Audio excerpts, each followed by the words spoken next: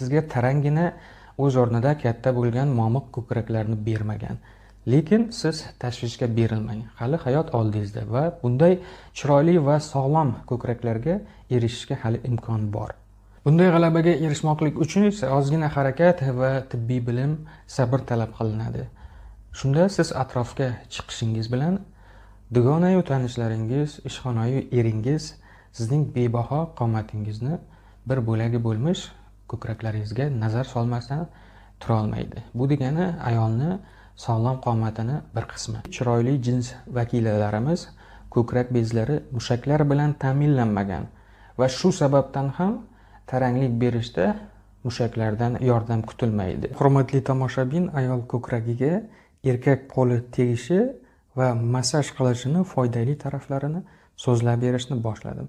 Birinchidan, ayol ko'kragiga qilingan har qanday massaj, xoh erkak qo'li bo'lsin, xoh ayol qo'li bo'lsin, bu ulardagi qon aylanishini juda yaxshilab yuboradi. Bu esa ko'krak to'qimalarini baquvvat ovqatlanishiga va hujayralar nig'iz joylashishiga olib keladi.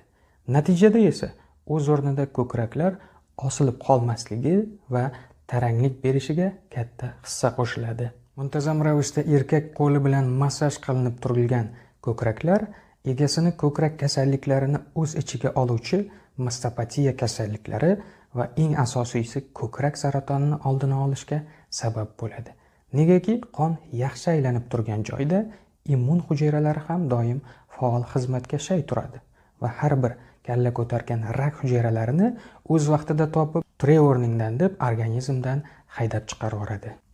Uchinchi foydali taraf shundaki, har ikkita ayolni bittasida uchraydigan muammo bu menstrual davrdagi hayz kelishidan oldin yoki hayz kelish paytida ko'kraklarda bo'ladigan og'riqlarni sezilarli darajada kamaytirishi yoki har doim muntazam ravishda eri har jinsiy aloqada xuddi kulol o'z chinni kosasiga mehr qo'yib ishlov berganidek ayolni ko'kraklarini massaj qilib yurgan bo'lsa, ana bu ayolni hayz paytida og'riq nimaligini bilmasligiga yordam beradi.